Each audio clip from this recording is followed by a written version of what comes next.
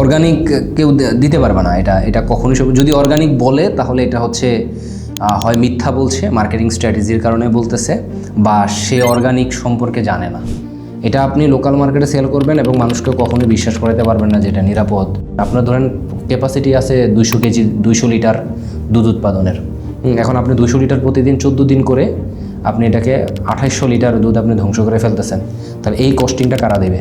বাংলাদেশে আপনি যে হসপিটালগুলোতে এখন তাকান, আপনার কিডনি ড্যামেজের, ক্যান্সারের রোগী, এবং আমরা নিজেরাই ধরেন কিছুদিন পর অসুস্থ হইতেছি। এই সবগুলো কারণই হচ্ছে আমাদের খাদ্যাভ্যাস এবং লাইফস্টাইলের কারণে। কিন্তু আপনি যদি প্রতি মাসে আপনার বাজার খরচে 2-3 হাজার 5,000 টাকা এক্সট্রা খরচ করেন, তাহলে আপনি একটা হেলদি লাইফ পাইলেন। আমি প্রথমেই বলছি যে আপনি 100% নিরাপদ দিতে পারবেন না। 100% বাংলাদেশে তো সম্ভবই না, অন্যান্য দেশেও সম্ভব না। একটা জমি বাংলাদেশে যদি আপনি কখনোই সার ব্যবহার না করেন, এটা আপনার 10 থেকে 15 বছর লাগবে এটা আগের জায়গায় ফিরে যেতে। তো সেক্ষেত্রে আমাদের মাইন্ড সেট আপ কিছুটা চেঞ্জ করতে হবে, যে চকচক করলেই শোনা হয় না, একটা কথা আছে। সো আমরা আমাদের মাইন্ড সেট আপে পরিবর্তন আনতে হবে যদি আমরা ভালো জিনিস খাইতে চাই। নাম্বার 1।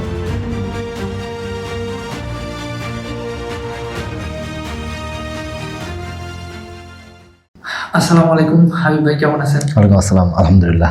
আচ্ছা হাবিব ভাই, আপনি তো হচ্ছে এই যতটুকু জানতে পারলাম যে আপনি সরকারি জবে ছিলেন এবং খুবই ভালো একটা প্রতিষ্ঠান থেকে গ্রাজুয়েশন কমপ্লিট করেছেন। তাহলে এই সরকারি জব ছেড়ে কেন হচ্ছে আপনি এই গ্রামীণ জীবন বেছে নিলেন? হ্যাঁ, এটা হচ্ছে দীর্ঘ আলাপ। আপনার হচ্ছে আমার তো কলেজ ছিল, নর্ডেম কলেজ থেকে পাশ করার পরে আমি ঢাকা ইউনিভার্সিটির ফিলোসফি থেকে অনার্স করছি, দেন আইবিএ থেকে মার্কেটিং এমবিএ করছি। তো তখনকার সময়ে আমার তো আগে থেকে আমাদের সর্বপ্রথম জন্মগতভাবে এগ্রিকালচারের প্রতি একটা ভালোবাসা থাকে, গ্রামীণ জীবনযাপন, এবং এখন আরও দ্রুত আরবানাইজেশন হওয়ার কারণে এটা আরও বেশি সবাই ফিল করতে পারে। তো আমার আগে থেকেই একটা মাইন্ড সেট আপ ছিল, বাট কোনো কারণে হয়ে ওঠা হচ্ছিল না। তো আমি পরবর্তীতে জবের প্রিপারেশনও ছিলাম। আপনার মাঝখানে আপনার কৃষি ব্যাংকে সিনিয়র অফিসার হিসেবে 1.5 মাসের মতন কর্মরত ছিলাম। তো পরবর্তীতে হঠাৎ করে যখন আমি জবে ঢুকলাম, তখন আমার মনে হয়েছে যে এই লাইফটা আসলে আমার জন্য না। আমার মনে হয় আরও আমি যেটা ড্রিম লাইফ মনে করি সেটাতে আমি কাজ করা উচিত আমার, এবং ওই জায়গায় আমি কমফোর্ট ফিল করব। যদিও পরবর্তীতে 44তম বিসিএসে পোস্টাল কার্ডের সুপারিশপ্রাপ্ত হয়েছিলাম, এবং 45-এর বিসিএসেও আপনার প্রিলি রিটেন পাস করছি, ভাইভাতে আর পরবর্তীতে অ্যাটেন্ড করা হয় নাই।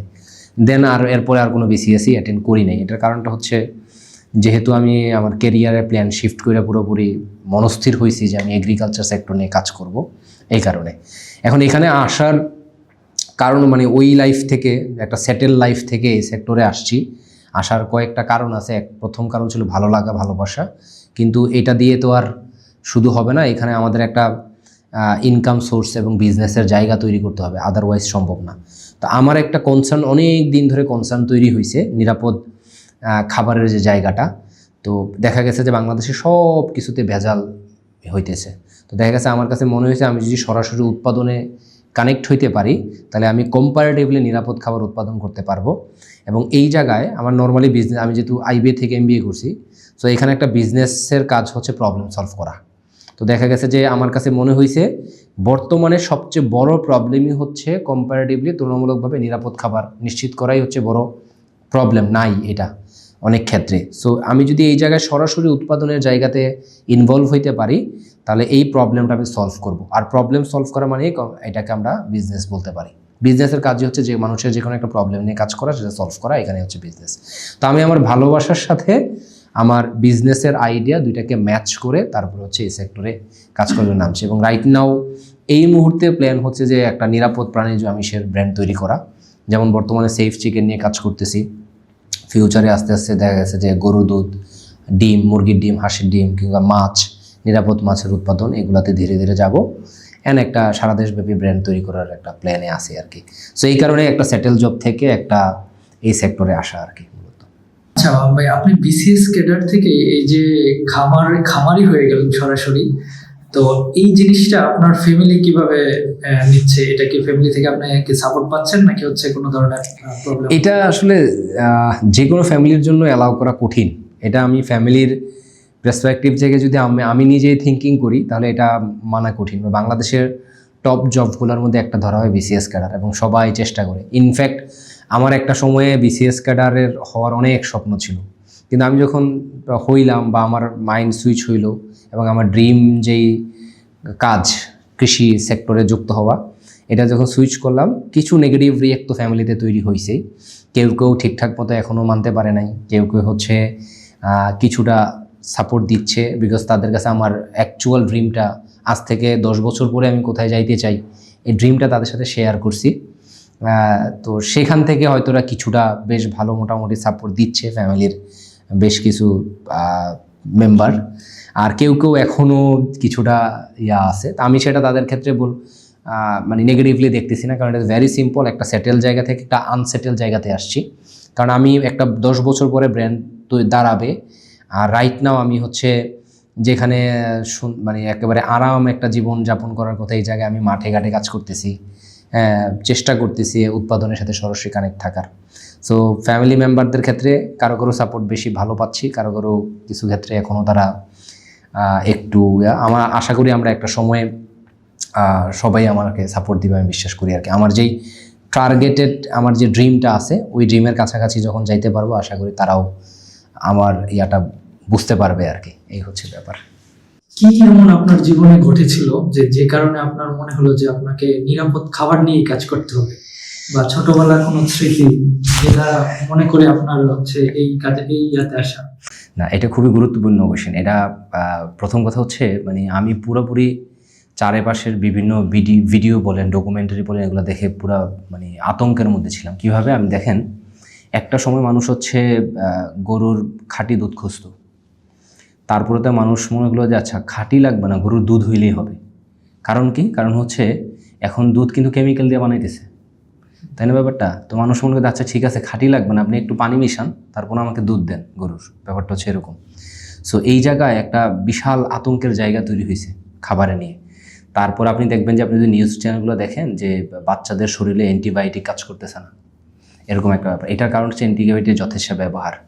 তারপর হচ্ছে কৃষির জমি নষ্ট হয়ে যাচ্ছে, হইতেছে। তো আমার কাছে মনে হয়েছে যে এই জায়গাটায় যদি আমাদের মতন কিছু লোক ইনভলভ হয় তাহলে এটা ইফেক্টিভলি অনেক বেশি কাজ করা যায়, এটা একটা ব্যাপার। সো এই সেক্টরে মানে আপনি যেটা বলছেন যে কী এমন ঘটলো, এটার ঘটার মানে আরও বেশি এমফাসিস করার মূল কারণ ছিল যে দিন দিন নিরাপদ খাবার একেবারে জিরোর কাতারে চলে যাচ্ছে। সো এই জায়গা থেকে এটাকে রিভাইভ করতে হবে। হ্যাঁ, আমরা হয়তো 100% নিরাপদ পারবো না, বাট শরীরের জন্য ক্ষতিকর না এমন উপাদান দিয়ে যদি আপনি তৈরি করেন আপনার খাবার উপাদানগুলা, তাহলে সেক্ষেত্রেও কিছুটা নিরাপদ থাকা যায়। যেমন একটা উদাহরণ হিসেবে দিই, ধরেন আপনি ফর এক্সাম্পল, আমি যেহেতু এখন সেফ চিকেনে রাইট নাও কাজ করতেছি, সো সামনের দিনগুলোতে আরও অন্যান্য যাব। আমার প্ল্যানটাই হচ্ছে আপনার রাইট নাও নিরাপদ প্রাণীজ আমিষ নিয়ে কাজ করা। ধরেন দুধ, ডিম, তারপর হচ্ছে মাংস, সেফ চিকেন, মাছ, এগুলো নিয়ে কাজ করা। সো এগুলোর ক্ষেত্রে কি কি সমস্যা বাংলাদেশে কাজ করে? প্রথম সমস্যা হচ্ছে আপনার প্রচুর পরিমাণে অ্যান্টিবায়োটিকের ব্যবহার। আপনি আগামীকাল মাছ বিক্রি করতেছেন বা হচ্ছে আগামীকাল মুরগি বিক্রি করতেছেন, তার আগের দিন আপনি অ্যান্টিবায়োটিক খাওয়াইছেন, কিন্তু অ্যান্টিবায়োটিকের তো একটা উইথড্রয়াল পিরিয়ড থাকে, 14 দিন, 21 দিন, 7 দিন, এটা ওষুধ ভেদে আলাদা থাকে। সেটা কেউ মেনটেন করতেছে না, কেউই মেনটেন করতেছে না, এবং করতেছে কিনা সেটাও আমরা জানি না। এই জায়গায় একটা বিশাল গ্যাপ তৈরি হয়েছে। সো এইগুলো যখন প্রচুর পরিমাণে নিউজে দেখতাম এবং একই সাথে আমার এই সেক্টরটা ভালো লাগা কাজ করা শুরু হইলো বা আগে থেকেই ছিল, তখন আমার কাছে মনে হয়েছে যে ফাইনালি এই সেক্টরটায় কাজ করা যেতে পারে। আর নর্মালি দেখা যাচ্ছে আপনি যে বিজনেস পার্সপেক্টিভ থেকেও থিঙ্কিং করেন, বিজনেসের কাজ হচ্ছে প্রবলেম সলভ করা মূলত। তো আমার কাছে মনে হয়েছে এই জায়গায় একটা প্রবলেম আছে, নিরাপদ খাবারের প্রবলেম। এটা যদি আমি সলভ করি তাহলে এখানে আমার একটা বিজনেসও আছে, প্লাস আমার ভালো লাগার জায়গাটাও কাজ করতেছে, এরকম আর কি ব্যাপারটা। সো এখানে দুইটা জিনিস আসে। একটা হচ্ছে যে আপনার এই যে দেশে তো অনেক বড় বড় ব্র্যান্ড আছে অলরেডি এস্টাবলিশড, তো এদেরকে সাথে আপনি কিভাবে বিট করবেন বা কিভাবে হচ্ছে এদের সাথে টিকে থাকবেন? দ্বিতীয়ত হচ্ছে আপনি যে প্রোডাক্টগুলোর কথা বললেন, এই প্রোডাক্টগুলো কি আদৌ হচ্ছে কমার্শিয়ালি ওইভাবে হচ্ছে নিরাপদ রেখে বাজারজাত করা পসিবল কিনা? আপনি যদি হচ্ছে ফুল বাংলাদেশে ডিস্ট্রিবিউট করতে চান বা হচ্ছে আরো বড় আকারে ডিস্ট্রিবিউট করতে চান, আপনি এই জিনিসগুলো কি পসিবল কিনা? আচ্ছা, আপনার কোয়েশ্চেন ছিল দুইটা, একটা হচ্ছে বড় বড় ব্র্যান্ডগুলোর সাথে বিট করে পারবো কিনা, আর 2 নাম্বার হচ্ছে আপনার এটা বিগ স্কেলে গেলে এটা পসিবল কিনা সবার কাছে পৌঁছে দেওয়া। প্রথম কথা হচ্ছে আমার বড় ব্র্যান্ডের সাথে আমি কম্পিটিশন করতেছিও না, ঠিক আছে? হয়তো তাদের বিগ স্কেলে তারা করতেছে, মানুষকে পাঠাইতেছে। আমার ক্যাপাসিটি অনুযায়ী আমি যতটুকু লেভেল পর্যন্ত পৌঁছাইতে পারবো, আমার টার্গেট হচ্ছে ততটুকুই। হ্যাঁ, প্রথম কথা মানে আমি বড় ব্র্যান্ডের সাথে কম্পিটিশনেই যাচ্ছি না। মূল কথা আমার একটা নিজস্ব কাস্টমার সেগমেন্ট অটোমেটিক্যালি তৈরি হবেই, এটা ভেরি সিম্পল। আপনি যখন নিরাপদ খাবার দিবেন এবং ওই ধরনের ট্রাস্ট অর্জন করতে পারবেন, তখন অটোমেটিক্যালি আপনার মানুষজন আপনাকে বিশ্বাস করা শুরু করবে। এখানে মানুষজন আসলে এখনকার বর্তমান পৃথিবীর বা বর্তমান বাংলাদেশের পার্সপেক্টিভ যদি আমি বলি, মানুষের হচ্ছে আমি আমার যা টাকা আছে টাকা পয়সা দিতে রাজি আছি, কিন্তু তুমি আমার সাথে ফ্রডগিরি দেখাবা না, মানে প্রতারণা করবা না এবং ঠিকঠাক মতো ট্রাস্ট রেখে আমার যেটা বলতেছো সেটা দিবা। এই জায়গা হলে মানুষ পে করতে রাজি আছে। তো আমার কাজটাই হচ্ছে এই জায়গায় প্রথম কথা। তো এই জায়গায় আমার একটা অটোমেটিক কাস্টমার সেগমেন্ট তৈরি হবে। আমি অন্য কারা কী করতেছি কিনা, তাদেরকে বিট করবো কিনা, ওইটা নিয়ে আমি চিন্তা করতেছি না। আর 2 নম্বর কোয়েশ্চেন ছিল বিগ স্কেলে যাওয়া যাবে কিনা। হ্যাঁ, বিগ স্কেলে যাওয়া অসম্ভব কিছু না। সেক্ষেত্রে আপনার আরও বেশি টিম ভালো করে গোছায় তৈরি করতে হবে। যেমন ধরেন আমার স্কেলটা সর্বোচ্চ কত হইতে পারে, আমি মনে হয়তো 5,000 10,000 ফ্যামিলিকে সার্ভ করতে পারবো। 5,000 10,000 ফ্যামিলি মানে 10,000 হইলে এক ফ্যামিলি যদি 4 জন থাকে তাহলে 40,000 মানুষকে সার্ভ করতেছি, এরকম একটা ব্যাপার। সো এরপরে আমার ক্যাপাসিটি বাইরে গিয়ে আমি কী করব? আমার কাজ হচ্ছে তখন আমি একটা আমার বলয় তৈরি করব, হ্যাঁ, একটা সার্কেল তৈরি করব যারা এই সেক্টরে কাজ করতে আগ্রহী কিন্তু তার এটা শুরু করার মতন সামর্থ্য নাই। আমি তাকে ট্রেন আপ করব, kind of we can say যে এটা একটা ফ্র্যাঞ্চাইজির মতন বলতে পারি আমরা, হ্যাঁ, যারা এই সেক্টরতে আগ্রহী। তা আমি তাদেরকে ট্রেন আপ করে তাদের প্রোডাক্টগুলা আমি করব, সারা দেশে হচ্ছে ডিস্ট্রিবিউট করার ব্যবস্থা করে দেব। এইটা হইলে আমরা তখন লার্জ স্কেলে যাইতে পারবো। আর বিজনেসের ক্ষেত্রে আপনারা আসলে মানে আপনি কতজন মানুষকে সার্ভ করবেন, আমাদের টার্গেট গোল তো আর সারা বাংলাদেশ থাকে না। আর এই সেক্টরে আমি যখন নামছি, আমার পাশাপাশি আমার ধারণা আরও কিছু মানুষও নামবে, আরও কিছু মানুষও চেষ্টা করবে ধীরে ধীরে, এই আর কি। সো আমার কথা হচ্ছে বিগ স্কেলে যাওয়া সম্ভব, কিন্তু দেখা গেছে যে হয়তো 20 কোটি মানুষকে তো আমি সার্ভ করতে পারবো না। আমার টার্গেট থাকবে হয়তো 50,000 1 লাখ মানুষ, এরকম আর কি। সো আমার কাছে মনে হয় 50,000 1 লাখ মানুষকে সার্ভ করা সম্ভব। যে জিনিসটাই যে আপনি যে ফার্স্টে বলতেছিলেন যে আমরা দুধ হচ্ছে খাঁটি পাচ্ছি না, তারপরে চিন্তা করতেছি যে আমাকে পানি মিশিয়ে দেব, তাও দেখ। প্রবলেমটা হচ্ছে যে ঢাকাতে বসে আমি এই দুধটা পাবো কিভাবে? ঢাকায় তো আসলে ঢাকার পাশে তো ফার্ম নাই, বা ঢাকার পাশে তো হচ্ছে গরু এরকম চড়ায় কেউ হচ্ছে পালন করার মতো সুযোগ নাই। তাহলে এই যে ঢাকাতে যে দুধটা আসে, এটা তো দেখা যায় গ্রামের একটা খুবই প্রত্যন্ত অঞ্চল থেকে কোনো ব্র্যান্ড একটা নিয়ে আসছে। তো এই যে দুধটা যে আনে, দুধটা যে প্রিজার্ভ করে, প্রিজার্ভ করার জন্যই তো হচ্ছে বিভিন্ন কেমিক্যাল গুলো ইউজ করা হয়। আচ্ছা, এটার ক্ষেত্রে হ্যাঁ, এটা একটা ভালো কোশ্চেন তৈরি করছেন যে আপনার নর্মালি আমাদের যেটা করতে হয় যে দীর্ঘমেয়াদে যদি আপনি প্রোডাক্টটা রাখতে চান, তাহলে আপনাকে এখানে প্রিজার্ভ করতে হয়। প্রিজার্ভ করার কিন্তু সবসময় যে আপনি কেমিক্যাল দিয়ে প্রিজার্ভ করতে হবে ব্যাপারটা এমন না, কেমিক্যাল ছাড়াও প্রিজার্ভের জায়গা আছে। তবে এইখানে আমার হচ্ছে যে কেউ ধরেন ফর এক্সাম্পল কেউ যদি নিরাপদ খাবার নিয়ে কাজ করতে চায়, তাকে অবশ্যই সে নিজেই সাপ্লায়ার হইতে হবে, সে নিজেই এন্ড কাস্টমার মধ্যে পৌঁছে দিতে হবে। আদারওয়াইজ সে যদি নিরাপদ খাবার নিয়ে কাজ করতে চায় এই সেক্টর টিকতে পারবে না। আমি যখন নামছি, আমার প্ল্যানই হচ্ছে আমি 3টা কোম্পানির কাজ একলা করব। 3টা কোম্পানি কি? একটা কোম্পানি হচ্ছে খাবার তৈরি করা, প্রাণীজ আমিষের যেই খাদ্য নিজে তৈরি করতে হবে, এটা কিন্তু আলাদা একটা কোম্পানি। আপনি নিজে তৈরি না করলে আপনি জানবেন না যে আপনার খাবারের উপাদানটা পিওর কিনা, ঠিক আছে? এখন নিজে তৈরি করা বলতে আমি এটা বোঝাচ্ছি না যে ধরেন ভুট্টা আমি নিজেই চাষ করব। ভুট্টা হয়তো আমি কৃষক দিয়ে চাষ করাবো, আমি কৃষক থেকে কিনে নিব, এরকম। কিন্তু এই বিভিন্ন উপাদান মিশ্রণ করে যে খাবারটা তৈরি করব, এই খাবারটা আমাকে তৈরি করতে হবে। না হয় আমি যদি কোথাও থেকে কিনতে যাই, আমি জানি না সে কী মিশাইছে। এটা হচ্ছে একটা কোম্পানির কাজ। দ্বিতীয় কোম্পানি হচ্ছে আপনি নিজে উৎপাদন করতেছেন। এখানে আমি 2টা সেগমেন্টে ভাগ করে ফেলছি আমার আইডিয়াটা। একটা হচ্ছে আপনার আমি নিজে উৎপাদন করব, একটা সময় পরে গিয়ে আমি হচ্ছে ফ্র্যাঞ্চাইজি সিস্টেমে যাব, যখন আমার সারা দেশব্যাপী কাস্টমার তৈরি হবে নিরাপদ খাবারের, এইটা। সো এটা হচ্ছে 2 নম্বর কোম্পানি। 3 নম্বর কোম্পানি হচ্ছে আপনি সাপ্লাই চেইন রেডি করে আপনার সরাসরি এন্ড কাস্টমার কাছে সেল করতে হবে। আদারওয়াইজ আপনি ধরেন উৎপাদন করলেন, কিন্তু আপনার এন্ড কাস্টমার আসা পর্যন্ত এখানে 3জন 4জন মধ্যস্বত্বভোগী আছে, যেই জায়গায় আপনি প্রাইসটা ঠিকমতো পাবেন না। সো আপনার এখানে রিস্ক ফ্যাক্টর অনেক বেশি, বাট আপনি আপনার অ্যাকচুয়াল প্রফিটটা পাচ্ছেন না। তাহলে কিন্তু আপনি কিছুদিন পরেই আপনার বিজনেস বন্ধ করে চলে যেতে হবে। তাহলে এখানে তো প্রবলেমটা যেখানে আমরা দেখতে পাই, সেখানে তো এটাকে বড় ধরনের ব্র্যান্ড করা, এটা হ্যাঁ, কেউ যদি কাজ করতে চায় বড় ধরনের ব্র্যান্ড আকারে শুরু করতে হবে, এরকম একটা ফ্যাক্টর।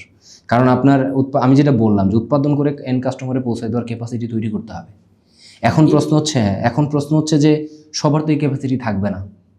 এই ক্ষেত্রে ধরেন আমি বিশ্বাস করি আমার ওই ক্যাপাসিটি আছে, তাহলে আমি যেহেতু আমার ক্যাপাসিটি আছে, তাহলে যেই ব্যক্তিটা উৎপাদন করতেছে, হ্যাঁ, যদি এমনও কেউ আগ্রহী হয় যে ভাই আমি উৎপাদন করতে চাই, আমরা যেহেতু ফিউচারে যখন ট্রেন অফ করাবো তাকে, তখন সে নিজে উৎপাদন করবে, উৎপাদন করে আমাদের কাছে সেল করবে, তাহলে তার মিডিয়া হইতেছে মাত্র একটা, এবং সে লোকাল মার্কেটে সেল করতে কখনোই উচিত হবে না, কারণ এই প্রোডাক্টটার কাস্টমার সেগমেন্টই আলাদা।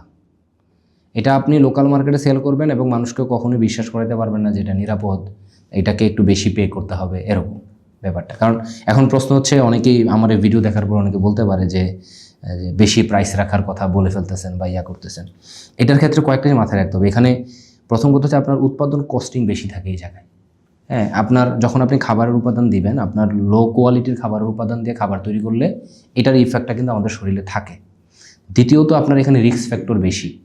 যেমন একটা কথা বলতেছিলাম আমি স্টুডিওর ইয়াতে বাইরে, যে ওই ধরেন আপনি যদি নিরাপদ দুধের উৎপাদন করতে যান, গরুর দুধ, সেক্ষেত্রে আপনার যখন গরুটা অসুস্থ হবে আপনার তো অ্যান্টিবায়োটিক দেওয়া লাগবে, নতুবা এই গরু তো মারা যেতে পারে বড় পরিমাণে অসুস্থ হলে।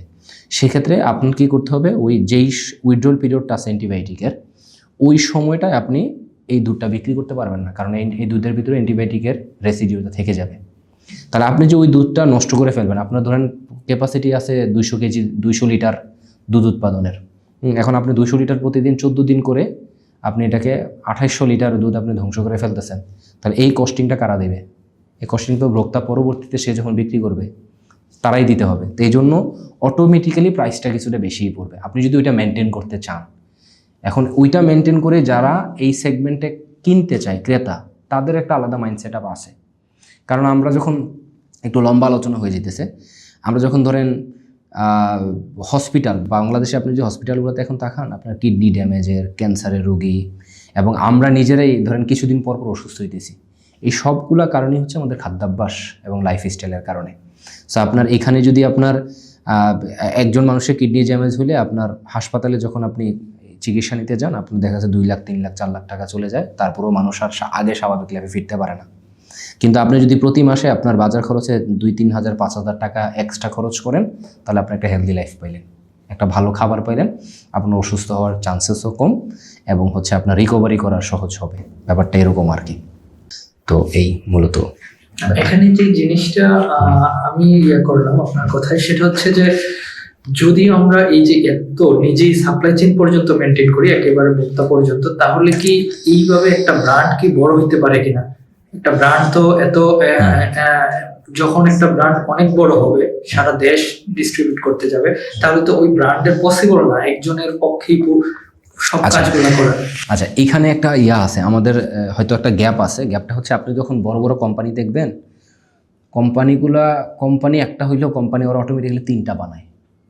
আপনি দেখেন যারা ধরেন আপনার ডেইরি টাইপের প্রোডাক্ট বিক্রি করে, ধরেন এটাকে আমরা কি বলি, কিছু জুস টাইপের বা ডেইরি প্রোডাক্ট থাকে, এদের কিন্তু নিজস্ব ফার্ম হাউস আছে, কিন্তু ওইটা আবার আলাদা একটা কোম্পানি, সেটা আলাদা রেগুলেট হয়, এবং তারা আবার মাঝখানে একটা উৎপাদন, তারা আলাদা একটা কোম্পানি, তারপর সেলের আলাদা একটা কোম্পানি আছে, ঠিক আছে?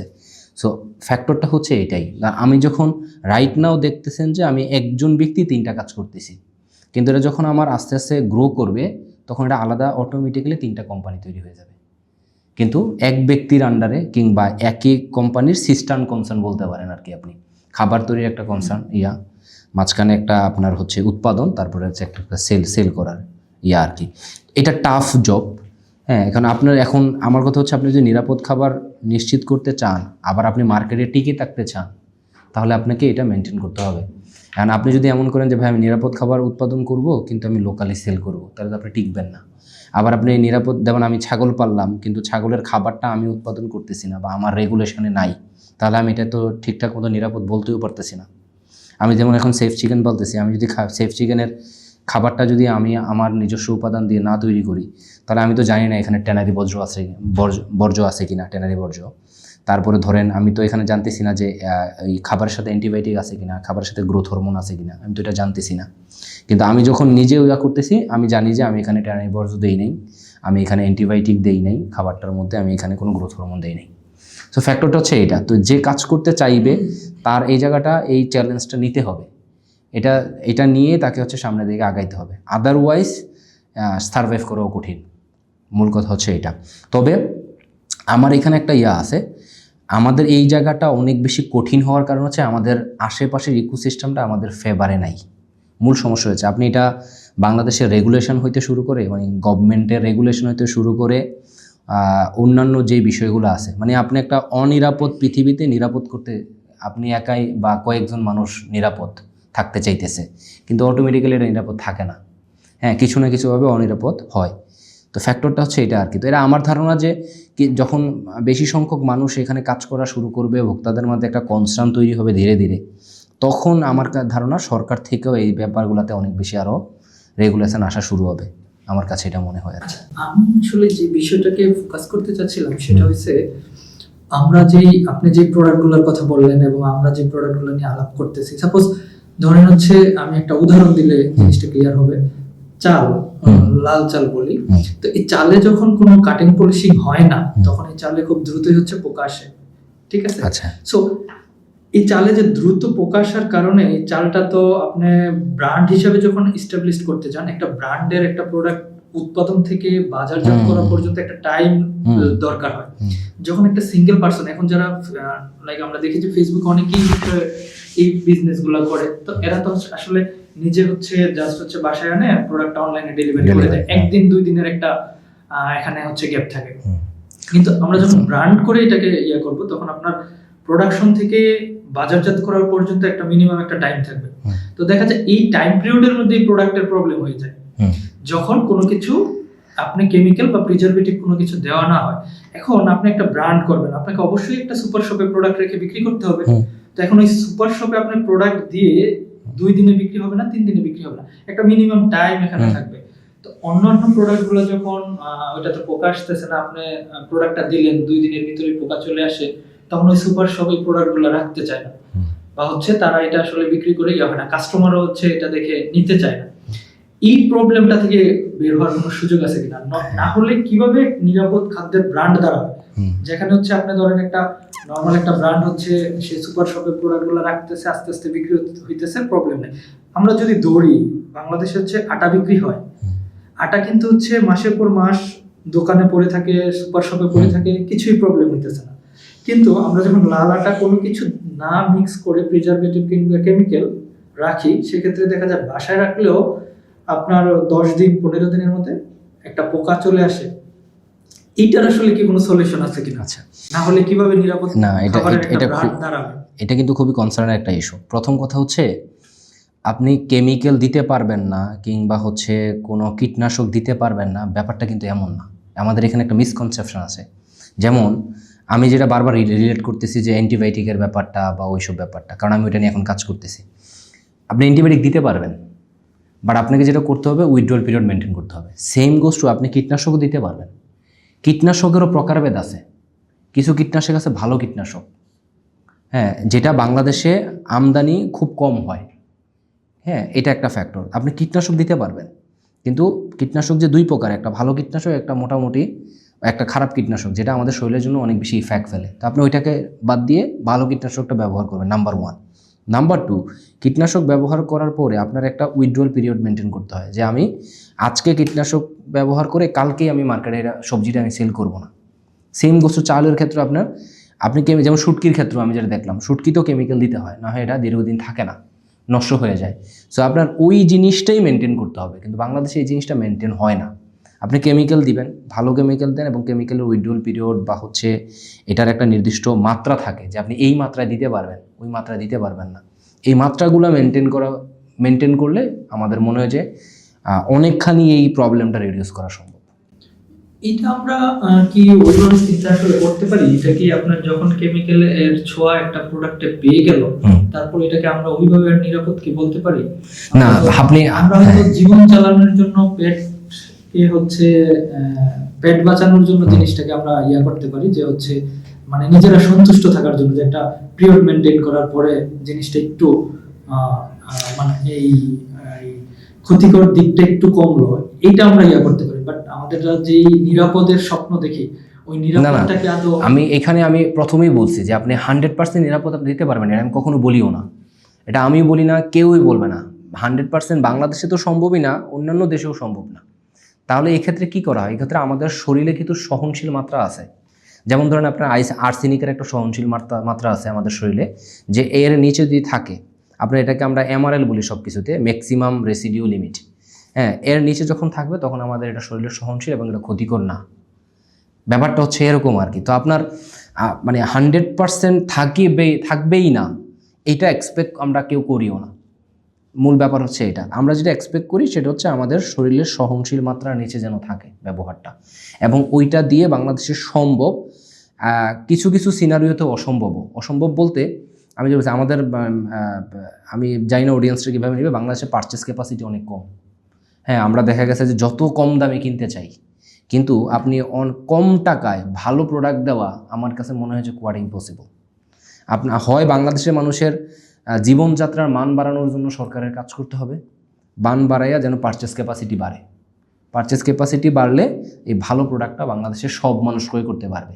আর বাংলাদেশে একটা নির্দিষ্ট জনরা তো আছেই, মিডল ক্লাস থেকে আপার মিডল ক্লাসের হায়ার ক্লাস, এরা এই প্রোডাক্টটা কিনতে পারবে, এদের ওই অতটুকু পারচেস ক্যাপাসিটি আছে। আমি যেটা বলতেছি, তা আপনার যে জায়গায় কোয়েশ্চেনটা তুলছেন যে নিরাপদ খাবার আমরা যেই অর্থে বলি ওই অর্থে কি সম্ভব কিনা, না, আপনার 100% নিরাপদ খাবার কখনোই সম্ভব না। এটা আমি আমার সেভারেলস পোস্টে ভিডিওতে আমি অনেক সময় বলছি যে 100% নিরাপদ খাবার বাংলাদেশে অসম্ভব। তাহলে আপনাকে কী করতে হবে? আপনাকে যতটুকু সম্ভব আপনার শরীরের জন্য ক্ষতিকর না এমন উপাদানগুলা ব্যবহার করা, মানে শরীরের জন্য ক্ষতিকর না এমন উপাদান ব্যবহার করা, এবং প্লাস হচ্ছে যতটুকু নিরাপদ রাখা যায়, এবং ওই আপনার যে লিমিটগুলো থাকে যে আমাদের এই লিমিটের ক্রস না করা, এই জিনিসগুলো যদি আমরা মেনটেন করি তাহলে এটাকে আমরা নিরাপদ বলবো। 100% নিরাপদ আমার ধারণা পৃথিবীর কোনো দেশ এখন এটা প্রিফারও করে না। এবং আপনি যদি বাইরের দেশে, বাংলাদেশ থেকে আম রপ্তানি হয়, অন্যান্য অনেক প্রোডাক্ট রপ্তানি হয়, এগুলোর কিন্তু আপনার একটা লিমিট দেওয়া থাকে যে আপনার এই লিমিটের বাইরে যাইতে পারবে না। আপনার আর্সেনিক বলেন, ক্যাডমিয়াম বলেন, ক্রোমিয়াম বলেন, এই ধরনের ভারী মেটালগুলা, হ্যাঁ, লিমিটের বাইরে যেতে পারবে না। তার মানে ইউরোপ কান্ট্রিগুলাও বা বাইরের দেশগুলাও ওরা লিমিট মেনটেন করেই কিনতেছে। 100% কখনোই আমরা আমাদের পৃথিবীতে আমরা রাইট নাও অসম্ভব ব্যাপার। তো এখন ধরেন আপনার এই জায়গায় আমি কোথায় কাজ করতেছি, আপনি যখন বলবেন যে আমার গরুর দুধটা নিরাপদ, হ্যাঁ নিরাপদ আমি কেন বলতেছি, কারণ আমার এখানে কোনো ভেজাল মিশাই নেই, এখানে কোনো কেমিক্যাল মিশাই নেই। মানে কেমিক্যাল বোঝাইতে আমি বুঝাইতেছি দুধ বানায় নতুন করে কি একটা বের হয়েছে কেমিক্যাল দিয়ে, বিভিন্ন নিউজ চ্যানেল দেখলাম। সো ওইটা না, একবারে রিয়েল গরুর দুধই, ঠিক আছে। এবং এটা আমরা অ্যান্টিবায়োটিকের রেসিডিউ যে লিমিটটা থাকে সেই লিমিটটাকে মেনটেন করা হয়েছে, এই ক্ষেত্রে আমরা বলছি নিরাপদ। এখন যদি আপনি বলেন যে আচ্ছা ভাই, আপনি যে ঘাসটা খাওয়াইলেন গরুর, এই ঘাসটা যে জমিতে উৎপাদন করছেন, এই জমি তো 100% নিরাপদ না। এখন ভাই আমি এই জমি 100% নিরাপদ আপনি কীভাবে দিব? একটা জমি বাংলাদেশে যদি আপনি কখনোই সার ব্যবহার না করেন, এটা আপনার 10 থেকে 15 বছর লাগবে এটা আগের জায়গায় ফিরে যেতে অর্গানিকে। আমরা তো কখনো অর্গানিক বলতেছি না, এবং এটা বাংলাদেশে কেউ দিতে পারবে না, এটা অসম্ভব ব্যাপার। বাংলাদেশ না, পৃথিবীতে দেওয়া যাবে কিনা আমার ধারণা নাই। সো আপনার যে কোয়েশ্চেনটা ছিল যে নিরাপদ কি আদৌ নিরাপদ বলতে পারবো কিনা, আমার জায়গাটা হচ্ছে মানে অনিরাপদ না। নিরাপদ বলার চেয়ে খাবারটা অনিরাপদ না এটা বলা সহজ আর কি এই জায়গাতে। তাহলে আমরা যেটা করতে পারি যে বাংলাদেশে আমাদের নিরাপদ খাবারকে নিরাপদ বলতেই আমাদের হচ্ছে প্রচুর পরিমাণ কষ্ট হয়ে যাচ্ছে। সেক্ষেত্রে অর্গানিক তো কোনো এখানে সুযোগই নেই, অসম্ভব। অর্গানিক কেউ দিতে পারবে না, এটা কখনোই সম্ভব। যদি অর্গানিক বলে তাহলে এটা হচ্ছে হয় মিথ্যা বলছে, মার্কেটিং স্ট্র্যাটেজির কারণে বলতেছে, বা সে অর্গানিক সম্পর্কে জানে না। মূল ব্যাপার হচ্ছে অর্গানিক ব্যাপারটা কি সেটা সম্পর্কে আইডিয়া নেই, এই কারণে হয়তো বলবো মিসআন্ডারস্ট্যান্ডিং থেকে বা মিস ইনফরমেশন ছড়াচ্ছে, এরকম হইতে পারে আর কি। খাবারের ক্ষেত্রে অর্গানিক হতে কি দরকার বা কি কি ফলো করা দরকার সম্পর্কে আপনার কোনো? অর্গানিক সম্পর্কে আমি যতটুকু পড়াশোনা করছি, মানে যতটুকু জানার চেষ্টা করছি, আপনার প্রথম কথা হচ্ছে আপনি যে খাবারটা যে জমিতে উৎপাদন করবেন, এই জমিতে পৃথিবীতে কখনো এই জমিতে কোনো সার কীটনাশক পড়ে নাই এরকম জমি লাগবে। এখন আমাদের দেশে প্রায় কয়েক দশক ধরে আপনার আগে তো আমরা দেখা গেছে যে জৈব সার ব্যবহার করতো সবাই, আমাদের দাদাদের তার আগের আমলে হচ্ছে গরুর প্রচুর গোবর টোবর ব্যবহার করতো, কিন্তু তারপরে থেকে গত 2-3 দশকে এটা সবচেয়ে বেশি পরিমাণে ব্যবহার শুরু হয়েছে সার কীটনাশকের ব্যবহার। তা আপনি যদি খাবারটাকে অর্গানিক বলতে চান তাহলে আপনার ওই জমিতে এতদিন ধরে যে সার কীটনাশক পড়ছে এইটার ইফেক্টটা আগে কাটাইতে হবে। এইটার ইফেক্ট কাটাইতে আপনার 10 থেকে 15 বছর লাগবে। মানে 10 থেকে 15 বছর পরে গিয়ে আপনি যেই ইয়াটা উৎপাদন করবেন, মানে 10-15 বছর আপনি কোনো সার কীটনাশক দিবেন না জমিতে, আপনার জৈব বালাইনাশক, জৈব সার এগুলা ব্যবহার করবেন। করার পরে এখানে আমার সীমিত জ্ঞানে আমি যতটুকু বলতে পারি আর কি, এই সেক্টরে তো আমি আর খুব এক্সপিরিয়েন্স না, কিন্তু আমি যতটুকু পড়াশোনা করছি আর কি। তা আপনার দেখা গেছে যে 10-15 বছর পরে গিয়ে আপনি যে ফসলটা উৎপাদন করবেন এবং ওইটা যদি আপনি জৈব বালাইনাশক, জৈব সার দিয়ে উৎপাদন করেন, দেন আপনি বলতে পারবেন যে এটা আপনার অর্গানিক, মানে মোটামুটি বলা যায় আর কি ওটা অর্গানিক। তো এইটা কখনোই সম্ভব না। আবার অর্গানিকের ক্ষেত্রে যেটা হয়, আপনার উৎপাদন অনেক কম হয়, এটা সত্য, উৎপাদন বেশ কম হয়। এইখানে একটা ফ্যাক্টরও আছে আপনার, যেটা একটু নিরাপদ খাবার কম্পারেটিভলি, আমরা বর্তমানে বাংলাদেশে নিরাপদ যেটাকে বলি, নিরাপদ খাবারে কিন্তু আপনার পুষ্টিগুণ বেশি থাকে, কম্পারেটিভলি অনিরাপদ চেয়ে পুষ্টিগুণ অনেক বেশি থাকে এবং স্বাস্থ্যের জন্য যেহেতু কম ক্ষতিকর বা ক্ষতিকর না, সেক্ষেত্রে আপনি যদি অল্প খান, আমি সবসময় একটা আইডিয়া বলি যে আমরা আসলে আমাদের শরীর কিন্তু বেশি খাবার চায় না, আমাদের শরীর চাই হচ্ছে আমাদের যেই দৈনিক পুষ্টিগুণগুলো পূরণ হওয়া দরকার। ধরেন আপনার এত ক্যালোরি কার্বোহাইড্রেট লাগবে, এত ক্যালোরি এটা লাগবে, ওইটা লাগবে, ভিটামিন এর এটা এতটুকু লাগবে। তা আপনার এই পুষ্টিগুণ যদি পূরণ হয়ে যায়, তাহলে কিন্তু আমাদের খাবার অল্প খাইলেও চলবে। আপনার মূল কারণ না যে আমাদের সারাদিন পেট ভর্তিও থাকা লাগবে। আপনি যদি পুষ্টিগুণ ফিল আপ হয়, আপনার শরীরের শক্তি ঠিকঠাক থাকবে, আপনার রোগ প্রতিরোধ ক্ষমতা ভালো থাকবে এবং শরীর দুর্বল হবে না বা অসুস্থ হবে না।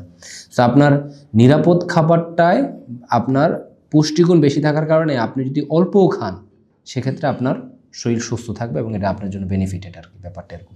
আর আপনি যেটা অর্গানিকের কথা বললেন, অর্গানিকের বাংলাদেশে ওই যে বললাম 10-15 বছর পর্যন্ত আপনাকে এখানে জমি একেবারেই কোনো ধরনের সার কীটনাশক না ব্যবহার করে ওই জমিতে উৎপাদন করতে হবে। আপনার তো এগুলো একটার সাথে আরেকটা কানেক্টেড। ধরেন আমি উৎপাদন করতেছি গরুর দুধ, বা আমি তো ছাগলের মাংস, বা আমি চিকেন, কিন্তু এই চিকেনকে তো আমার ভুট্টা খাওয়াইতে হইতেছে, তা ভুট্টা তো আমার জমিতে চাষ হইতেছে। এখন কেউ যদি আমাকে বলে ভাই আপনি সেফ চিকেন বলতেছেন, কিন্তু আপনি যে ভুট্টাটা কিনছেন, ভুট্টা তো কিছু সার কীটনাশক দেওয়া আছে, বড় করছে বা উৎপাদন করছে, তাহলে তো চিকেন সেফ থাকে না। হ্যাঁ, তো ওই স্ট্যান্ডার্ডটা মেনটেন করা বাংলাদেশের জন্য কোয়াইট ইম্পসিবল, কেউ কাজ করতে পারবে না। আমি যে স্ট্যান্ডার্ডটার কথা বলতেছি, ওই ভুট্টাটা সার কীটনাশক উৎপাদন করতে, তাছাড়াও মুরগি যেটা আপনি ডিরেক্ট সরাসরি যেই ঝামেলাটা হইতেছে, দ্রুত বাড়ার জন্য আপনার গ্রোথ হরমোন দিতেছে, যেটা আমাদের শরীরের জন্য ক্ষতিকর, অ্যান্টিবায়োটিকের কোনো উইথড্রয়াল পিরিয়ড মেনটেন করতেছে না, হ্যাঁ, যথেচ্ছা ব্যবহার হইতেছে। তারপর ধরেন খাবারের ক্ষেত্রে, উৎপাদনের ক্ষেত্রে আপনার সস্তায় পাওয়ার জন্য ভারী মেটাল টাইপের জিনিসপাতি ইচ্ছা করে ব্যবহার করতেছে। আপনি এখন যদি নিউজ পেপার দেখেন যে অনেক খাবারে আপনার ট্যানারি বজ্র আছে, ঠিক আছে, যেটা অনেক সস্তায় সহজে পাওয়া যায়।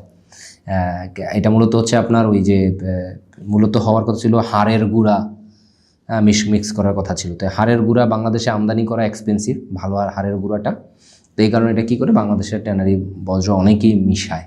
হ্যাঁ, এখন কারা মিশায়, কে মিশায়, এইসব নিয়ে আলোচনা যাওয়া কঠিন আসলে। এই কথা যেহেতু আসলো, সেক্ষেত্রে আপনিও সেফ চিকেন নিয়ে কাজ করেন। আমরা এখন দেখতে পাই যে পত্রিকা করলেই এই বাজারের যে ব্রয়লার মুরগিটা, এটা হচ্ছে হেভি মেটালে ভরপুর। যে এমন নিউজ আসে যে ব্রয়লার মুরগি খেলেই আমাদের ক্যান্সার হয়ে যাচ্ছে, কিংবা হচ্ছে ক্যান্সারের অধিকাংশ কারণই আমরা এখন মনে করি ব্রয়লার মুরগি। এ থেকে কি আসলে এই ব্রয়লার মুরগি কি আসলে হচ্ছে এই হেভি মেটাল এত পরিমাণে আছে, কিংবা হচ্ছে এটা এই হেভি মেটাল ছাড়া কিংবা হচ্ছে ফিড ছাড়া কি ব্রয়লার মুরগি আদৌ হচ্ছে এই পালন করা সম্ভব কিনা? আচ্ছা, এখানে কিছু মিসআন্ডারস্ট্যান্ডিং আছে জনগণের, মনে হয় মানে ব্রয়লার মুরগিটা অনেকে মনে করে এটা যেহেতু অল্প দিনে বড় হয়, মনে হয় এটাতে মনে হয় কোনো ইনজেকশন দেওয়া হয় বা এটাতে কোনো করা হয়। ব্যাপারটা এমন না, এটার জেনেটিকটাই এমন যেটা দ্রুত বৃদ্ধি পাবে। এবং এটা কিন্তু আপনার ইউরোপের কান্ট্রিগুলা যারা হেলথ নিয়ে অনেক বেশি কনসাস, তাদের দেশেও ব্রয়লারটা আছে। এইটা ব্রয়লারটা অনিরাপদ না। প্রথম কথা, অনিরাপদ বানাই হচ্ছে আমরা। কিভাবে? ওই যে আমি বললাম, আপনি খাবার বানাইতেছেন, খাবারের সস্তা উপাদান মিশাইতেছেন। হ্যাঁ, এমন অনেক কিছু আছে। এটা একেবারে ডিপ ডাউন আমি না করি, একেবারে গভীরে না যাই, বাট ওই যে খাবারের উপাদান আপনি ঠিকঠাক দিচ্ছেন কিনা। ধরেন আমি খাবার বানাইতে গেলে আমি হিসাব করে, আচ্ছা আমি ভুট্টা দিতেছি, আমি সয়াবিন মিলটা প্রোটিনের জন্য দিচ্ছি, আমি শুটকি গুঁড়া দিচ্ছি, এখানে প্রোটিনের কাজ করবে, তারপর ধরেন চালের গুঁড়া, এগুলো মিক্স করে একটা খাবার বানাইতেছি। তো আই নো যে আমার খাবারটার মধ্যে মানে এক্সট্রা আলাদা করে কোনো ভারী মেটাল যুক্ত করা হয় নাই, ঠিক আছে। কিছু পরিমাণে ভারী মেটাল এর প্রভাব থাকতে পারে। আপনি ওই যে ভুট্টাটা উৎপাদন করছে কৃষক, জমিতে কিছু ভারী মেটালের থাকতে পারে, প্রভাব থাকতে পারে, সেটা আমাদের সহ্য সীমার নিচে থাকবে। ব্যাপারটা এটা। তো আপনি যে ব্রয়লার সম্পর্কে মিসআন্ডারস্ট্যান্ডিং হচ্ছে মনে হয় ব্রয়লার যেহেতু দ্রুত বাড়ে, ব্রয়লারে মনে হয় একেবারে কোনো একটা ঝামেলা আছে, ব্যাপারটা এটা না।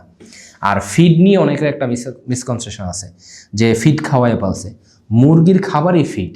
আর প্রথম কথা আছে ফিডের বাংলা মানে খাবার, হ্যাঁ, কিন্তু ওই ফিড মানে মানুষ নর্মালি বুঝে, যেমন গরু ছাগল পালতে গেলে আপনার দ্রুত বাড়ার জন্য আপনার ধরেন ভুট্টা হইতে শুরু করে এগুলো মিশে একটা ফিড বানায়, খাবার বানায়।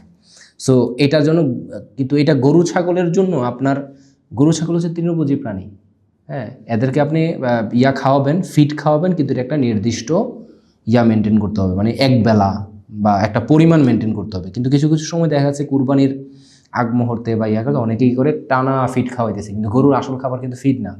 গরু খাবে সাইলেজ খাবে, গরু খাবে ঘাস, গরু খাবে খড়, এগুলো হচ্ছে গরুর আসল খাবার। কিন্তু মুরগির ক্ষেত্রে মুরগি কিন্তু আবার তৃণভোজী প্রাণী না, মুরগি এইসব খাবারই খাবে, মুরগি ভুট্টা খাবে, মুরগি গম খাবে, মুরগি চাল খাবে, ঠিক আছে। তো মুরগিকে ফিড খাওয়াবে, প্রথম কথা হচ্ছে এটা। কিন্তু ফিডের উপাদানগুলো নিরাপদ কিনা কম্পারেটিভলি, এটা একটা ফ্যাক্টর। দ্বিতীয় ফ্যাক্টর হচ্ছে কিছু কিছু ক্ষেত্রে, আমি সবাইকে বলবো না, এবং আপনার দ্রুত বাড়ার জন্য গ্রোথ হরমোন ব্যবহার করে, আপনার এটা মাছের ক্ষেত্রেও ব্যবহার করে। আপনি দেখবেন যে অল্প দিনে অনেক গ্রোথ চলে আসছে। নর্মালি দেখা গেছে যে ব্রয়লারের একটা নির্দিষ্ট থাকে যে এটা এত দিনে 2 কেজি হবে ফর এক্সাম্পল, কিন্তু এটাকে আরও কাছে নিয়ে আসতে চায় সময় করার জন্য, গ্রোথ হরমোন ব্যবহার করে। সো এই কারণে। আর আরেকটা অনিরাপদ হচ্ছে অ্যান্টিবায়োটিকের রেসিডিউ লিমিটটা মেনটেন করে না, এই কারণগুলোকে অনিরাপদ। আর সেম আপনি যেই কারণে ব্রয়লারকে কনসার্ন ধরতেছেন, একই কারণে আপনি অন্য মুরগিকেও কনসার্নে আনতে হবে।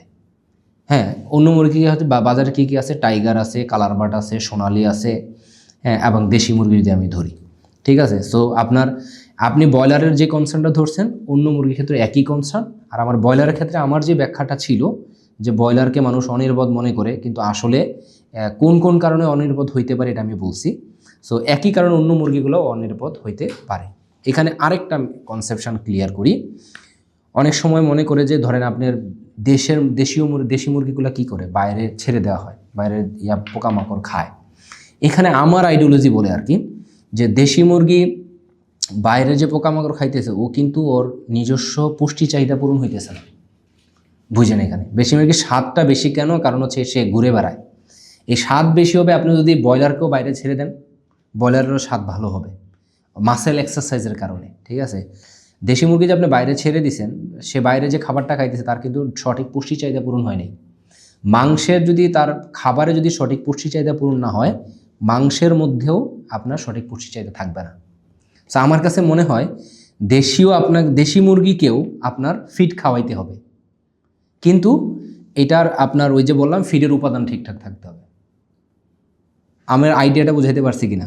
আপনার যে প্রোটিন বলেন, আপনি বলেন কি বলে এটাকে, ক্যালসিয়াম বলেন, বা অন্যান্য যে পুষ্টি উপাদানগুলো আছে, এগুলা মিক্স করে যে খাবারটা বানাবেন, এই খাবারটা যে মুরগিটা খাবে, এই মুরগিটা সঠিক পুষ্টিগুণ পাচ্ছে, তার মানে ওই মুরগির মাংসের ভিতরে ওই পুষ্টিগুণগুলো আছে, ঠিক আছে। তো দেশি মুরগিকেও আপনাকে ফিড খাওয়াইতে হবে। ফিড সম্পর্কে মানুষের একটা ভুল ধারণা আছে। ফিড গরু ছাগলের ক্ষেত্রে আবার ডিফারেন্ট আলোচনা।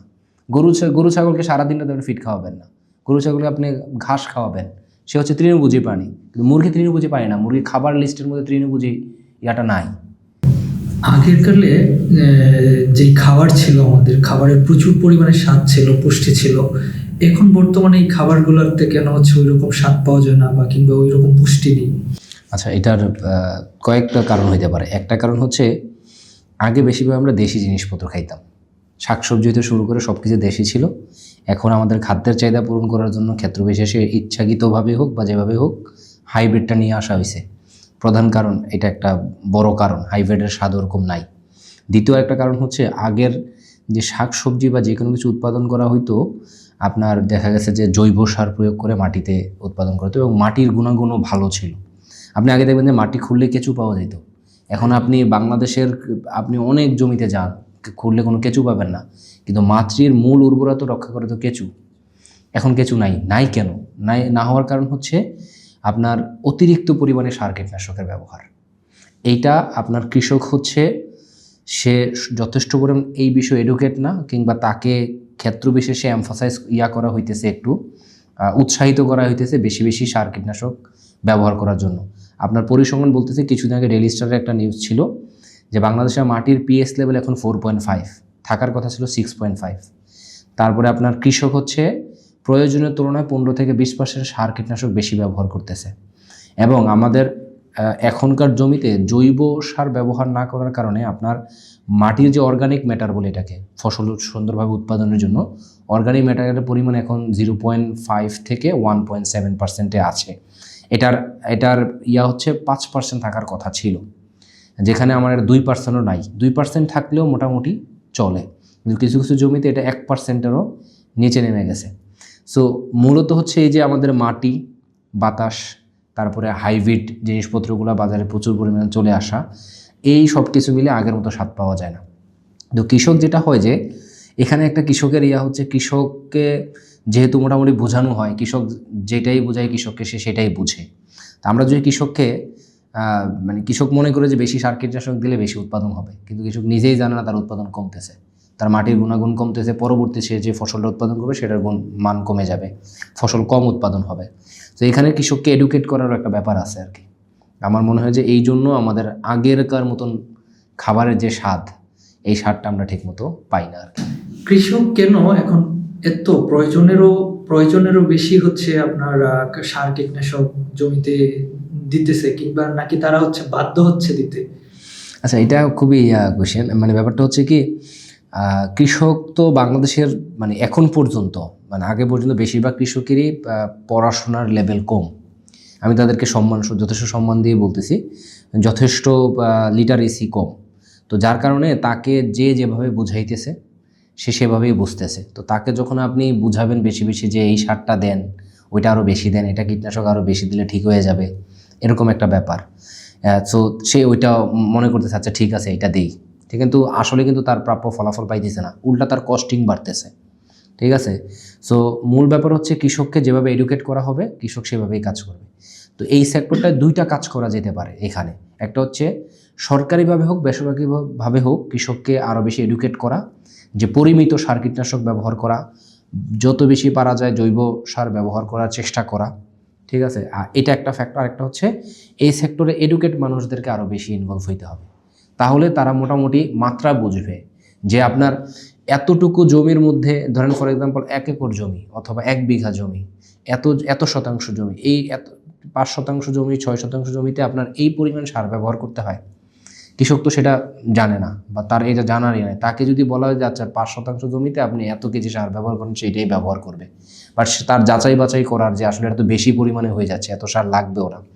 আবার দেখা গেছে আপনার জমিতে কোনো একটা অর্গানিক কোনো একটা জিনিসের ঘাটতি আছে, কিন্তু সার দিতেছে আরেকটার জন্য, সে জানেও না। ওই দোকানের সার দোকানদার বলে দিছে হ্যাঁ যে এটা দেন তাইলেই হয়ে যাবে, কিন্তু সে ওই জিনিসটা অ্যাকচুয়ালি জানতেছে না যে বর্তমানে গাছের ঘাটতি আছে, এটা দিতে হবে এই সার, এবং এতটুকু জমিতে এই পরিমাণ সার দিতে হবে, এই জিনিসটা সে জানতেছে না।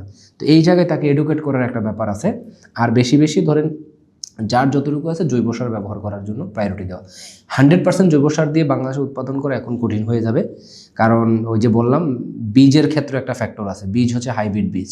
তো হাইব্রিড বীজকে আপনি মানে সার কীটনাশক ছাড়া বড় করতে পারবেন না, বা উৎপাদন করতেই পারবেন না। দেশীয় বীজ হইলে আপনি তাহলে ওই সার কীটনাশক ছাড়াও উৎপাদন করতে পারবেন, কিছুটা কম হবে কিন্তু পুষ্টিগুণ অনেক ভালো থাকবে আর কি। আপনি ঘাস মারার বিষয়ে একটা কথা বলতেছিলেন। আচ্ছা, ঘাস মারার ওষুধের ক্ষেত্রে এটা আমি পার্সোনালি হেট করি। এটার প্রয়োজন নাই, কোনোভাবেই প্রয়োজন নাই। এখন মালচিং পদ্ধতি আছে, হ্যাঁ, চায়নারা প্রচুর, বাংলাদেশেও এখন মালচিং অনেক জায়গায় ব্যবহার হইতেছে। আপনি যদি গাছের গোড়া বরাবর যে জায়গায় আপনি করতেছেন, ডিবি তৈরি করতেছেন বা আইল তৈরি করতেছেন, সেখানে যদি আপনি মালচিং ব্যবহার দেন তাহলে কোনো ঘাসই উঠবে না, এবং পাশাপাশি মাটির গুণাগুণ ভালো থাকবে। তো দেখা গেছে যে কৃষককে বেশিরভাগ সময় শর্টকাট শিখাই দেওয়া হয় যে আপনি বাজার থেকে নিয়ে আসেন, ঘাস মেরা দেন, একেবারে অল্প পরিশ্রম, কোনো পরিশ্রম নাই। হ্যাঁ, তো এখানে যদি কৃষক ঘাস মারার ওষুধ না দেয়, কৃষকের অপশন হচ্ছে দুইটা। একটা হচ্ছে মালচিং পেপার ব্যবহার করবে, আরেকটা হচ্ছে সে ওই গাছের গোড়ার ঘাস সে তুলে ফেলবে। তুলতে গেলে সময় লাগে এবং শ্রমিক লাগে। বাংলাদেশে আবার এখন শ্রমিক সংকট, এটা একটা ফ্যাক্টর আছে। সেই জন্য কৃষক মনে করে যে আমার ওইটাই তো ভালো। আবার সে যখন মালচিং ব্যবহার করতে যাবে, মালচিংয়ের দেখা যায় কীটনাশক, ওই যে ঘাস মারা যে ওষুধ ব্যবহার করে, সেটার চেয়ে মালচিংয়ের কস্টিং একটু বেশি। ফ্যাক্টরটা হচ্ছে এরকম। তবে তাকে যদি ওইভাবে মালচিং ব্যবহার করা বা অন্যান্য উপায়গুলোতে করা হয়, উৎসাহিত করা হয়, তাহলে আমার ধারণা কৃষকও ওই ঘাস মারার ওষুধের থেকে বের হয়ে আসবে। এটা কিন্তু প্রকৃতির জন্য, আমাদের বায়োডাইভার্সিটির জন্য তো প্রচুর পরিমাণে ক্ষতিকর, মাটির গুণাগুণ নষ্ট করে, পাশাপাশি আপনার ওর জমিতে যে ফসলটা আছে ওই ফসলটারও ক্ষতি হয়, উৎপাদন সক্ষমতা কমে যায়। এই জিনিসটা কৃষক আসলে বুঝে না আর কি ব্যাপারটা, তো তাকে বুঝাইতে হবে, মূল ফ্যাক্টর হচ্ছে এটা। এবং আমার ধারণা বাংলাদেশে কিছুটা হইলেও মালচিংয়ের ব্যবহার বাড়তেছে এবং অনেকেই এই ব্যবহার থেকে ফিরে আসতেছে। কিন্তু যারা একেবারেই মানে কম জানে কৃষক, তারা কিন্তু আবার একেবারে ইচ্ছা মতো ব্যবহার করতেছে ঘাস মারা ওষুধ, এই আর কি। সো আমার কাছে মনে হয় যে কৃষককে আরও বেশি ঘাস মারা ওষুধ সম্পর্কে অনুৎসাহিত করা এবং অন্য ইয়াগুলা দিয়ে, পদ্ধতিগুলাতে উৎসাহিত বেশি করা উচিত। আচ্ছা, বলা হয়তো যে হচ্ছে আপনার কীটনাশক না দিলে কিংবা হচ্ছে বিভিন্ন ধরনের কেমিক্যাল না দিলে হচ্ছে খাবারগুলো একটু অন্যরকম হয়, একটু কালার চেঞ্জ হয়, একটু পোকা হয়। কিন্তু আমরা তো বাজারে গেলে হচ্ছে সবসময় হচ্ছে খাবারটা খুঁজে হচ্ছে একটু চকচক করবে, দেখতে সুন্দর লাগবে।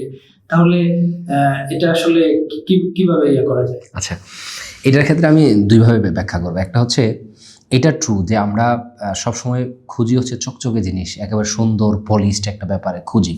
কিন্তু আপনি যে খাবারটা কিছুটা নিরাপদে উৎপাদন করবেন সেটা এত পলিশ থাকে না, এটা পলিশ থাকে না এবং এত সুন্দর কালার আসে না। হ্যাঁ, সো সেক্ষেত্রে আমাদের মাইন্ড সেট আপ কিছুটা চেঞ্জ করতে হবে, যে চকচক করলেই শোনা হয় না, একটা কথা আছে। সো আমরা আমাদের মাইন্ড সেট আপে পরিবর্তন আনতে হবে যদি আমরা ভালো জিনিস খাইতে চাই, নাম্বার 1। নাম্বার 2, এখানে আমার কাছে আরেকটা ইফেক্ট মনে হয়, আমাদের ব্রেইনে চকচকের আইডিয়াটা আসছে মূলত প্রমোশন থেকে। আমি যদি এটা একটু, অনেকেই নেগেটিভভাবে নিতে পারে, বা আমরা এটা সাধারণত আমিও হয়তো অনেক সময় করি। ধরেন ফর এক্সাম্পল, একটা আপনি আম সেল করবেন ফর এক্সাম্পল, তো আপনি আমের যে ছবিটা তুলছেন, এখন আমরা এত ডিএসএলআর ক্যামেরা সহ অন্যান্য হাই রেজুলেশনের ক্যামেরা দিয়ে আমরা তুলি। তো ক্যামেরাতে তোলার কারণে ক্যামেরায় কিন্তু সুন্দর চকচকে ছবি ওঠে। তো ক্রেতারা তাদের মাইন্ডে, মনের মধ্যে কিন্তু ওই চকচকে ফ্লেভারটা বা চকচকে ইমেজটা তার ব্রেইনে কিন্তু ক্যাচ করছে। তো সে যখন মার্কেটে কিনতে যাবে, তার ব্রেইনে যেই আমের ছবিটা আছে এটার সাথে মার্কেটের আমের ছবিটা কিন্তু ম্যাচ করে না। তখন মনে করে যে, ক্রেতা মনে করে যে তাহলে মনে এই আমটা সুবিধার না, ভালো না, ওই চকচকের ওইটা ভালো। এবার ক্রেতা যেহেতু চকচকেটা পছন্দ করে, তখন বিক্রেতা কী করে, এটাকে চকচকে করার জন্য বিভিন্ন উপাদান, কেমিক্যাল হইতে শুরু করে বিভিন্ন উপাদান মিশ্রণ করে। সো এটা একটা আরেকটার সাথে খুবই কানেক্টেড। তো আমার কাছে মনে হয় যে যারা আমরা বিক্রি করি বা হচ্ছে যারা অনেকে বিক্রি করে, তারা জিনিসটাই ঠিকঠাক মতো প্রেজেন্ট করা উচিত। তাহলে আমাদের ক্রেতাদের, বা আমি নিজেও তো একজন ক্রেতা, তো দেখা যাচ্ছে আমাদের ব্রেইনে ইমেজটা থাকবে ওইরকম যে ভালো জিনিসের অত চকচক করে না। ঠিক আছে, ব্যাপারটা হচ্ছে এরকম। আর সেটাই ব্যাপারটা। তো নর্মালি যেটা হয়, আপনার যে জিনিসটা আপনি প্রাকৃতিক উপাদান করবেন, কিছু পোকা থাকতে পারে, কিছু আপনার এত চকচক করবে না। আপনি দেখবেন যে আম পাকার যে ইয়াটা দেওয়া হয়, আম পাকার যে একটা কেমিক্যাল দেওয়া, আমি নামটাও জানি না ঠিকঠাক মতো, এটা সুন্দর একটা হলুদ ভাব আসে আমের মধ্যে। এই আমটা দেখতে অনেক সুন্দর লাগে। হ্যাঁ, তো আমাদের ইমাজিনেশনে কিন্তু, ক্রেতাদের ইমাজিনেশনে ওই হলুদ চকচকে সুন্দর আমটা ইমাজিনেশন মাথায় আছে বলেই সে বাজারে গিয়ে এটাই খোঁজে। তো বাজারে যখন সে আমটা পাবে, সে ওই আমটা কিনতে চাইবে না, মূল ফ্যাক্টর এটা। তো এই জায়গায় আমাদের দুই পক্ষেরই, ক্রেতাদের জায়গায় কাজ করার জায়গা আছে এবং যারা বিক্রি করে তাদের ক্ষেত্রেও কাজ করার জায়গা আছে। আচ্ছা, আমরা তো সবসময় বলি নিরাপদ খাবার করতে গেলে হচ্ছে আপনার কিছুটা দাম বেশি পড়ে। হ্যাঁ, তাহলে আমাদের বাংলাদেশে যে নিম্ন আয়ের মানুষেরা, তারা কি কখনো হচ্ছে নিরাপদ খাবার খেতে পারবে না, বা কিংবা তারা যদি নিরাপদ খাবার খেতে চায়, তাদের আসলে উপায়টা কি? খুবই ডিফিকাল্ট কোয়েশ্চেন। প্রথম কথা হচ্ছে, এইখানে এটা ট্রু যে নিরাপদ খাবার উৎপাদন করা বাংলাদেশে এখন কঠিন এবং মানে কস্টলি। যার কারণে আপনি যদি আদৌ নিরাপদের জায়গায় থাকতে চান, তাহলে আমাকে এটা কম্পারেটিভলি হাই প্রাইসে সেল করতে হবে। আদারওয়াইজ মার্কেট টিকতে পারবে না, তাহলে সে খাবার উৎপাদন করা বন্ধ করে দিবে। এখন এই জায়গায় একটা প্রশ্ন তৈরি হয় যে তাহলে হাই প্রাইসে সেল করে যাদের পারচেস ক্যাপাসিটি কম, মানে নিম্ন আয়ের মানুষদের আয় কম, তারা এই খাবার কীভাবে খাবে? এইটার ক্ষেত্রে আমার কাছে মনে হয় যে আরও ব্রড পার্সপেক্টিভ থেকে এবং আরও বৃহত্তর পরিসরে সরকারিভাবে এইটার জন্য প্রচার প্রচারণা দরকার। কেমন আমি আপনাকে বলি, ওই যে আমি বললাম যে কৃষক হচ্ছে গিয়ে আপনার কেমিক্যাল দিচ্ছে প্রচুর পরিমাণে, সে বুঝতেছে না, প্রয়োজনের তুলনায় সার কীটনাশক ব্যবহার করতেছে। তা আপনি যদি সরকারিভাবে হোক বা হচ্ছে বেসরকারিভাবে হোক প্রচুর পরিমাণে প্রচার প্রচারণা করে কৃষককে এডুকেট করা যায়, তাহলে কিন্তু এই লোকাল মার্কেটে যে ফ্রুটস পাবেন কিংবা ফল ফসল পাবেন এগুলা কিন্তু কম্পারেটিভলি নিরাপদ থাকবে। সো এগুলার প্রাইসও অনেক বেশি হাই হবে না। এটা একটা সমাধান আমার কাছে রাইট নাও মনে হইতেছে। তার মানে আপনি যদি অল্প আয়ের মানুষদেরকে এই নিরাপদ খাবারটা করতে চান, এটা পুরো সিস্টেম নিয়ে কাজ করতে হবে। এটা আপনি যদি আমাকে বলেন যে ভাই আপনি একজন আপনি নিরাপদ খাবার আসতেছেন কিন্তু আপনি তো ব্যবসায়ী, হ্যাঁ, যে আপনি বেশি দামে বিক্রি করতেছেন, ভাই বেশি দামে না বিক্রি করলে তো আমার কস্টিং বেশি, আমাকে উৎপাদন ছাড়া দিতে হবে। তাহলে আমার বর্তমানে রাইট নাও যেই মানুষগুলোর পারচেস ক্যাপাসিটি আছে তারা খাইতে পারতেছে, এটা তারাও তখন পাবে না। হ্যাঁ, তাহলে আপনি যদি কম আয়ের মানুষদেরও করতে চান তাহলে এটা হচ্ছে সিস্টেমের পুরো চেঞ্জ আনতে হবে। সরকারের রেগুলেশন দিয়ে দিতে হবে যে এই জিনিস, এই ধরনের কীটনাশক আমদানি করা যাবে না এবং এইগুলা মেনটেন করে বাজারে বিক্রি করতে হবে। তারপরে হচ্ছে আপনার কৃষককে ভালো জিনিসে উৎসাহিত করা, এডুকেট করা, কতটুকু জমিতে কী সার দিতে হবে, কিভাবে দিতে হবে। কৃষি অধিদপ্তরগুলা বা কৃষি উপজেলা কৃষি অফিসগুলা আপনার আরও বেশি অ্যাক্টিভ হইতে হবে। এক্ষেত্রে একেবারে মাছ লেভেলের মানুষজন হচ্ছে আপনার নিরাপদ খাবার, কম্পারেটিভলি নিরাপদ খাবারটা পাওয়া সম্ভব। আদারওয়াইজ আপনার রাইট নাও আমরা যেই ক্যাটাগরির নিরাপদ খাবার উৎপাদন করবো, এই নিরাপদ খাবার আপনি কম দামে দিতে পারবেন না। যেটা আমি বললাম, আপনার নিজের সব ব্যবসাপাতি বন্ধ করে দিয়ে একেবারে বসে থাকতে হবে আর কি। আচ্ছা, আমরা বলি যে বাংলাদেশের ম্যাক্সিমাম ছেলেরাই হচ্ছে একটা টাইমে স্বপ্ন দেখে যে হচ্ছে তার একটা গরুর খামার থাকবে, সে গ্রামে যাবে, কুড়ে ঘর থাকবে তার একটা। আসলে এই স্বপ্নটা বাংলাদেশের ছেলেদের দেখার কারণ কি, কিংবা এটা যদি সে আসলে বাস্তবায়ন করতে যায় যে গরুর খামার দিবে পড়াশোনা করে, এটা কি আসলেই তার জন্য সুইটেবল কিনা বা তার জন্য ভালো হবে কিনা? আপনি তো হচ্ছে একজন বিসিএস ক্যাডার হয়েও হচ্ছে এই লাইনে চলে আসছেন, আপনি যদি এই বিষয়ে আসলে কিছু একটা বলেন। আচ্ছা, আমাদের মানে ছোটবেলা থেকে আমরা বড় হয়েছি আমাদের দাদাদেরকে 2-4টা গরু পালতে, তারপরে হচ্ছে ধান, ছাগল, হাঁস, মুরগি এগুলো দেখে দেখে বড় হয়েছি। সো ওই প্রাকৃতিক সিনারিও দেখে বড় হওয়ার পরে এখন যখন দেখছি যে র্যাপিড আরবানাইজেশন, দ্রুতই শহরায়ন হইতেছে, তো এই শহরের বদ্ধ জীবন থেকে যখন আমরা ওই আগের ইয়াগুলার ইমাজিন করি তখন আমার মনে হয় আমি যদি ওই লাইফে ফিরে যেতে পারতাম। সো এটা আমরা মনে হয় যে জেনেটিক্যালি আমরা পাইছি এটা থাকা ভালো। কিন্তু সবার গরু ফার্ম বলেন বা যে কোনো কিছু ফার্মিং লাইফে যাওয়ার একটা ইচ্ছা থাকে, কিন্তু আমার কাছে মনে হয় এটা ফিজিবল না সবার জন্য। হ্যাঁ, এখন অনেকে বলতে ভাই আপনি আসছেন কেন? আমি ঢাকা ইউনিভার্সিটি ফিলোসফিতে অনার্স করছি, ঢাকা ইউনিভার্সিটি আইবিএ থেকে মার্কেটিং এমবিএ করছি, কৃষি ব্যাংকে সিনিয়র অফিসার ছিলাম অল্প কিছুদিন, বিসিএস ক্যাডার ছিলাম এবং পরবর্তী বিসিএসগুলো চাইলে দিয়ে হয়তো জয়েন করতে পারতাম। তো এত কিছু ছেড়ে আমি এখানে আসছি। সো আপনি মানে ধরেন আপনার এখনকার তরুণরা যেই লাইফটা স্বপ্ন দেখে, এই লাইফটা হচ্ছে রিটায়ার্ড লাইফ।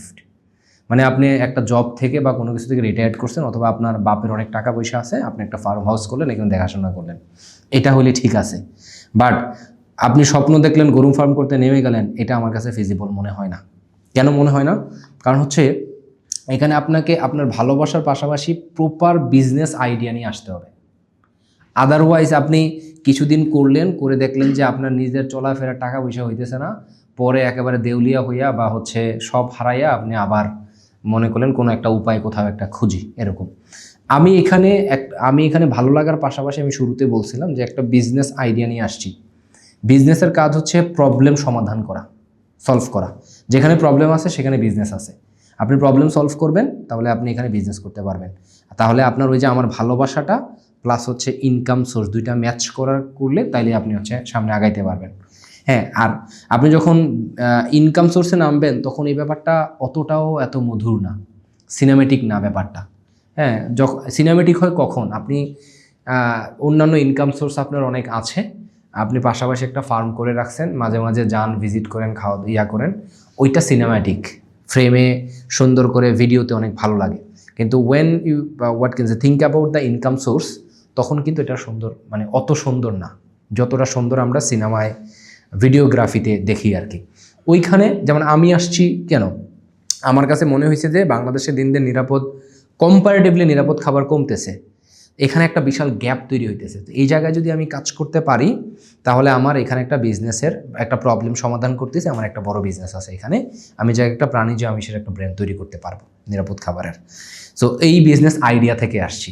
তো কারো যদি এমন মনে হয় যে আমি এই সেক্টরে কাজ করতে চাই, আমি সবার আগে বলবো যে আপনার আগে বিজনেস নলেজ আছে কিনা, আইডিয়া আছে কিনা, আপনি ইনভেস্টমেন্ট বুঝেন কিনা, আপনি মার্কেটিং বুঝেন কিনা, আপনার সাপ্লাই চেইন রেডি করার ক্যাপাসিটি আছে কিনা, টিম বিল্ড আপের ক্যাপাসিটি আছে কিনা, এই জিনিসগুলো আগে ইনশিওর করে আসতে হবে। আদারওয়াইজ সেই গ্রামের কৃষকের মতন আপনি 5টা 10টা 15-20টা গরু পালবেন, পাইলা লোকাল পাইকারদের কাছে কিছু দুধ বিক্রি করবেন, হ্যাঁ, এটা দিয়ে আপনার দেখা যাচ্ছে যে কিছুদিন পরে দেখবেন যে আপনার কস্টিং উঠতেছে না, তখন আপনি আবার ছেড়ে টেরে আবার এলোমেলো অবস্থা হয়ে যাবে। সো আমি সাজেস্ট করব, আমাকে অনেকে এই প্রশ্নটা তুলছেন, খুবই ভালো হয়েছে।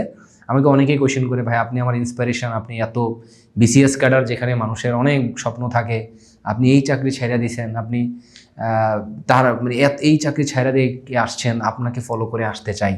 তো আমি বলবো যে আসেন, সমস্যা নাই, কিন্তু বাট আমি যেগুলো বললাম মার্কেটিং, সাপ্লাই চেইন, ইনভেস্টমেন্ট, এই জিনিসগুলো আপনি বুঝেন কি না, আপনি বিজনেস থিঙ্কিং করে আসতে হবে।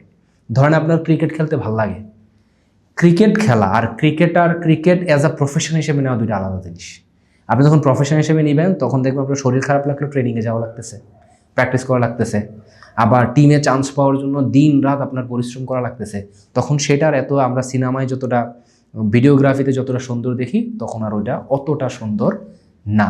সেটা মাথায় রাখতে হবে। আমি এখানে আসছি ভালো লাগা প্লাস আমার এখানে বিজনেস আছে কিনা সেটা বুঝে আসছি, মূল ব্যাপার এটা।